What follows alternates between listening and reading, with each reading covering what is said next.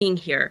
Can you explain a little bit to our viewers what the Fourth Department did here? Because they never even got to the substantive issues of this case.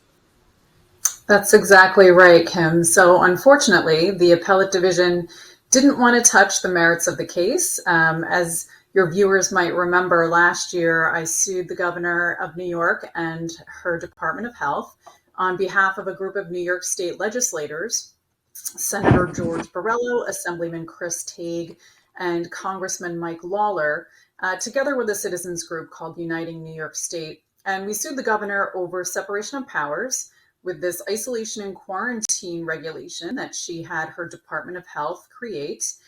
They completely bypassed the legislature, and they created this regulation that gave them the power to pull you out of your house and put you into a detention center or facility or whatever you want to call it, if they even just suspected that you had a communicable disease. So they didn't even need to prove that you were sick or prove that you were exposed.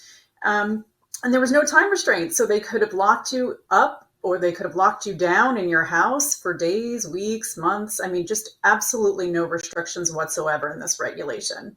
So it was struck And down no last year process by to the and there correct. was There no was no process process. to get out.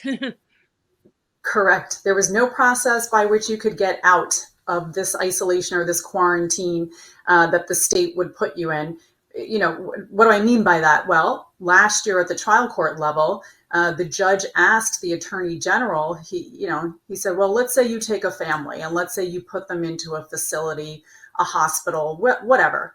Once they're in there, how do they get out?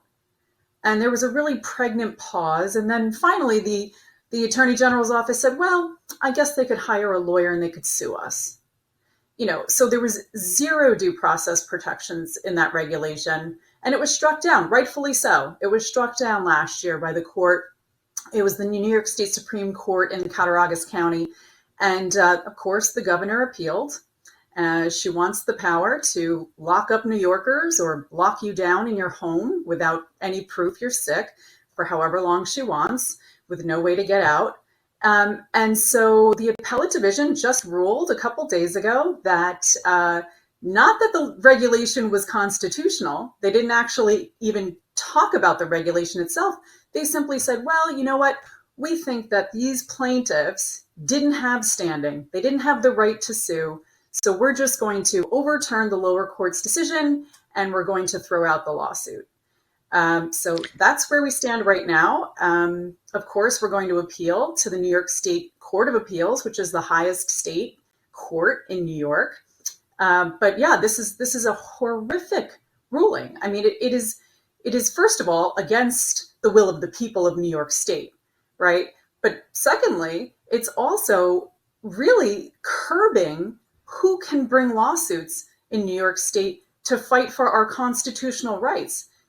And it goes against longstanding Court of Appeals case law. So it's a horrendous decision. It absolutely needs to be overturned. And the appellate division